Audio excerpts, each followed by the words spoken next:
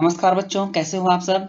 उम्मीद करता हूं कि आप सब अच्छे होंगे, स्वस्थ होंगे और आपकी पढ़ाई बहुत अच्छी चल रही होगी, तैयारी भी आपकी अच्छी चल रही होगी।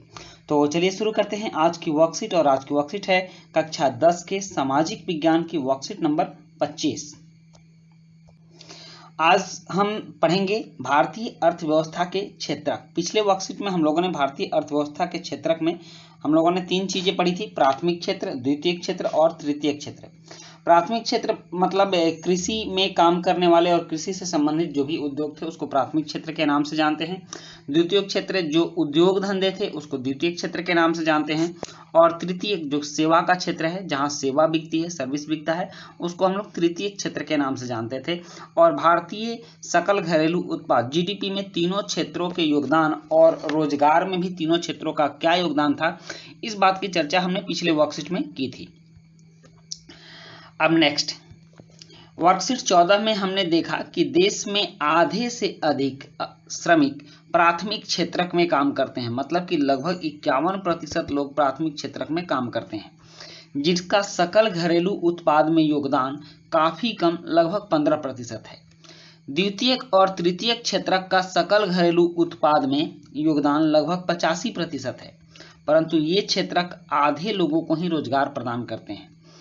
आधा लोग मिलके 50% लोग मिलके 15 रुपया कमाते हैं और फिर 50% लोग मिलकर 85 रुपया कमाते हैं। तो किनकी इनकम ज़्यादा हुई? दूसरे और तीसरे क्षेत्र की इनकम ज़्यादा हुई।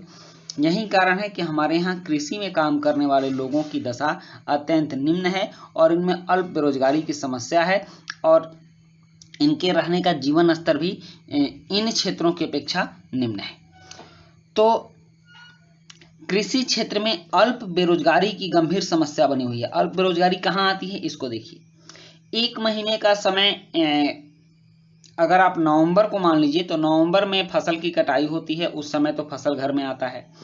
फिर उसके बाद फसल की कटाई और गेहूं की बुआई हो जाती है, तो 1 महीना पूरे नवंबर किसानों के पास काम रहता है।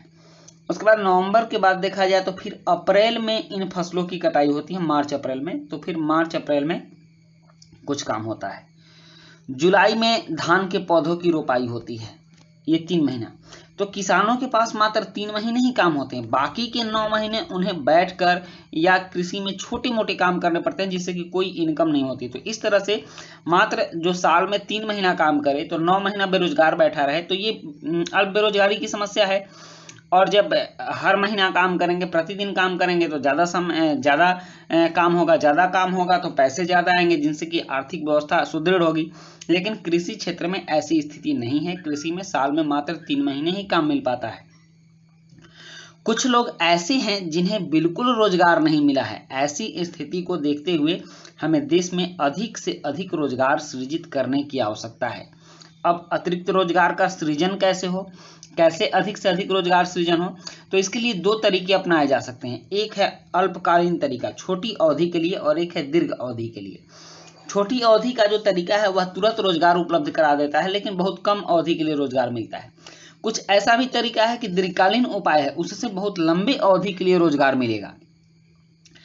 तो सबसे पहले हम देख लेते हैं छोटी अवधि। छोटी अवधि के लिए सरकार के द्वारा बहुत सारी योजनाएं चलाई जाती हैं, जिसमें कि लोगों को रोजगार दिया जाता है। उन्हीं में से एक योजना है महात्मा गांधी राष्ट्रीय रोजगार योजना 2005।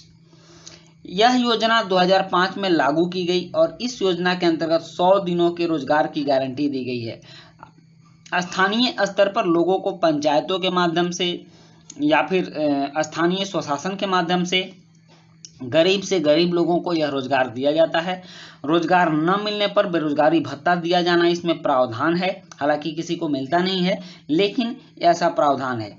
अपने गांव या आसपास के क्षेत्र में ही कार्यस्थल होना, और इनका कार्यस्थल गांव से ही 2-4 किलोमीटर के रेंज में होता है, जिससे कि इन लोगों को काम करने में सुविधा होती है और काम करके तुरंत अपने घर वापस आ जाते हैं। प्रवासी नहीं बनना पड़ता है, एक जगह से दूसरे जगह नहीं जाना पड़ता है। 1/3 रोजगार महिलाओं के लिए सुरक्षित है, और इसमें 1/3 रोजगार महिलाओं के लिए सुरक्षित है कि महिलाओं को भी रोजगार दिया जाएगा। गरीबों में भी अति गरीब लोगों को रोजगार प्रदान करना इसका लक्ष्य है। तो इस तरह से यह अल्पकालीन रोजगार सृजन की व्यवस्था है और कुछ लोगों को इसमें रोजगार मिलता भी है।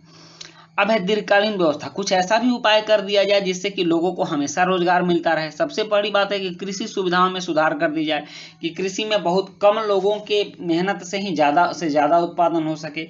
अगर हम मशीनी व्यवस्था करते हैं, मशीन से कृषि करते हैं, तो बहुत कम लोगों की आवश्यकता पड़ेगी, बाकी के लोग दूसरा काम कर लेंगे। दूसरा है सस्ती दर पर कृषि ऋण, जिनको खेती करने के लिए पैसे नहीं मिलते हैं वो दूसरे के खेतों में मजदूरी करते हैं, फिर पैसा लाते हैं, फिर अपने खेत में खेती करते हैं। तो इसके लिए अगर हम सस्ती दर पर कृषि ऋण तुरंत मुहैया कराएंगे तो वो अपने खेत में ही खेती कर लेंगे और फिर आगे दूसरा काम करेंगे। नेक्स्ट है अर्ध ग्रामीण क्षेत्रों में उद्योगों की स्थापना। वैसा क्षेत्र जो ना शहरी है ना ग्रामीण है, थोड़ा सा विकसित है, वहाँ छोटे छोटे उद्योग लगा दिए जाए, जिससे कि अगल बगल के जो गांव वाले किसान हैं, खेती करने के बाद जो उनके पास समय बचता है, उस समय में उन उद्योगों में काम करके वो अपने लिए कुछ पैसा अर्जित कर सके। विद्यालय एवं कॉलेजों की स्थापना, इससे शिक्षा में बढ़ोतरी होगी और जब व्यक्ति शिक्षित होगा तो उसको रोजगार भी मिलेगा। और स्वास्थ्य सुविधाओं को बेहतर करना, ये सभी दीर्घकालीन योजनाएं हैं जिससे कि रोजगार सृजित हो सकते हैं। अब है कुछ प्रश्न, जैसे महात्मा गांधी राष्ट्रीय ग्रामीण गारंटी योजना, ग्रामीण रोजगार गारंटी योजना होता है, यहाँ नहीं लिखा हुआ है, महात्मा गांधी राष्ट्रीय ग्रामीण रोजगार गारंटी योजना इसमें होता है। तो इस तरह से यह 2005 की विशेषताओं की व्याख्या कीजिए। अतिरिक्त रोजगार सृजन के दीर्घकालीन उपायों की व्याख्या कीजिए। हमें अधिक से अधिक रोजगार सृजन की आवश्यकता क्यों है, और रोजगार सृजन के कुछ अन्य तरीकों को सुझाइए। तो चलिए अब इन प्रश्नों का उत्तर लिखते हैं।